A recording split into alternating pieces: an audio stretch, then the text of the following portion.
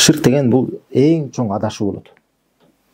Достор, буга чейин туура жол таппай калат дебек. Ошондой эле сыяктуу ширк кылган адам адашуу болот өзү. Өзү эле ошо ширк кылган менен адашууда болчу. Аллах Таала Кур'ан айтат: "Инна Аллаха ла яғфиру юшрика бихи ва яғфиру ма дуна залика лиман яша." Чынында Аллах Таала ширк кылганды кечирбейт. Бирок башка күнөөлөрдү кимге кааласа кечирет. "Ва ма юшрик биллахи фақад далла далалан баида" дейт. Ким эгерде ширк кыла турган болсо, ал чоң адашуу менен адашты дейт. Мындан өткөн адашуу жок да, субханалла. Адашуунун эң акыркы чеги ушул болуп эсептелет. Мындан дагы чоңураак адашууну табыш мүмкүн эмес да.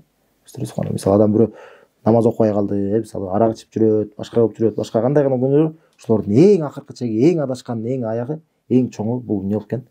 Аллахка башка бирөөнү теңдеш кылып сыйынган, ширк кылуу. Ошол себептүү бул эң чоң адашуу болгондуктан Аллах Таала адамдарга пайгамбарларды, элчилерди элдин арасында ширк пайда болгондон анан жөнөткөн да.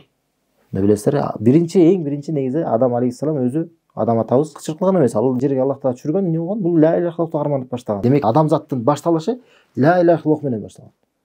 Ким гана төрөлбөсүн, мусулман бул төрөлөт да. Адамдын основасы бул эмне? Мусулман. Ла иляха иллаллахты карманат. Аллахтын өзүнө сыйынат.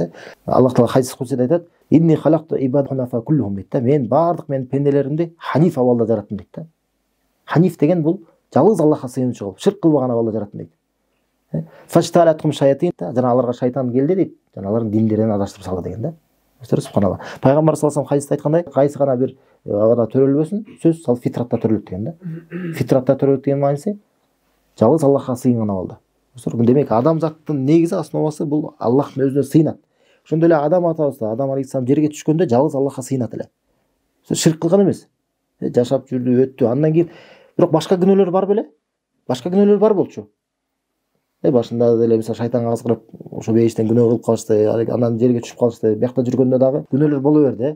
Адам алейхиссаламдын эки баласы бирөө бирөөсүнө көрө албастык кылып, көрө албастык күнөөсү бар экен. Бирөөдү экинчисин өлтүрүп салды. Демек, өлтүрүү күнөөсү бар экен. Күнөөлөр болуп келе берген. Адамдардын арасында күнөө пайда болду. Ошол замат Аллах Таала аларга элчи жөнөтүп, токтотуп, болду, булар адашуунун чегине жетип калды. Булар токтотуш керек. Токтотпосо болбойт дегендей кылып азапты элчи жөнөттү ошол замат. Жөнөтпөй турду да.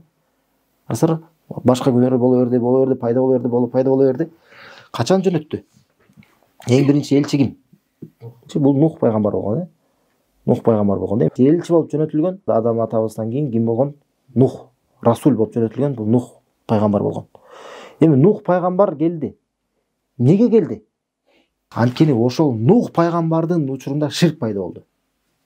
Ага чейин ширк пайда болгон эмес да. Ага чейин башка күнөөлөр болду. Ал күнөө жаман нерсе. Бирок ошону токтотсун деп Аллах Таала элчи жөнөтпөй турду да. Анткени анчалык бул адашуунун эң акырына жете элек да.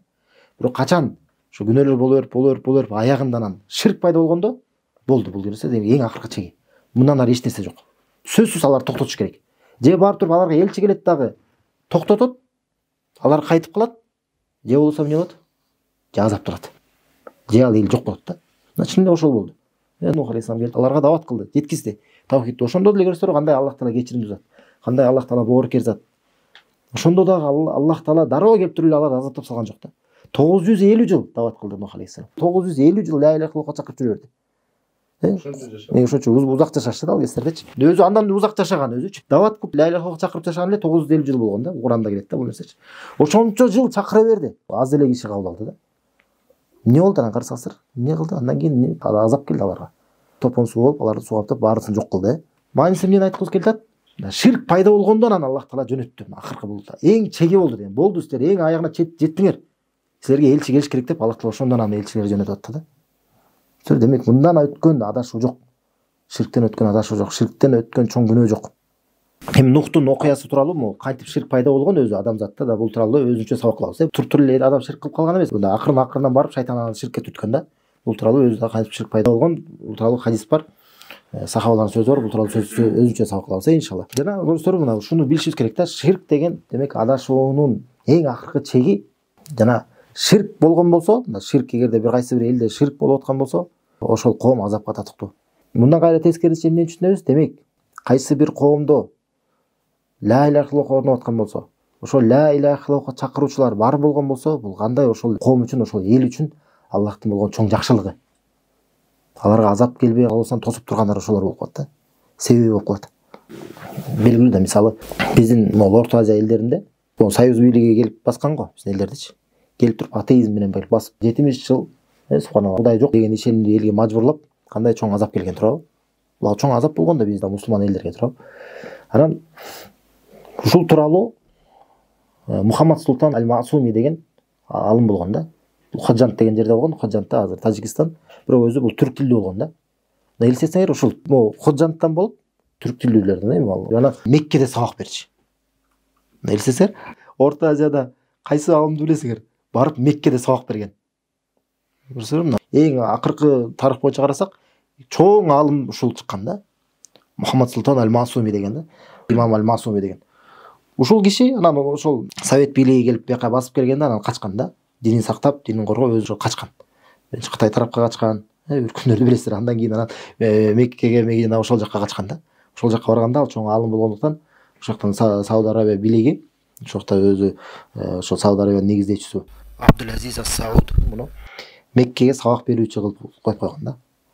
Меккеге ажылыкка деген түрк тилдүү элдер келгенде ошолорго сабак берчи. Китептери бар. Түрк тилдүүлөрдө ошол жакта Меккенен ошолорго сабак берип жүргөн киши болгон да. Ахлысун болгон да, алым болгон да. Анан бул шейх деген мынтип айткан сөзү бар да. Могу кудайсыз, могу безбожный, могу атеизмдин келип туруп, Орто Азия элдер мусулмандарды келип басып калган себеби дейт.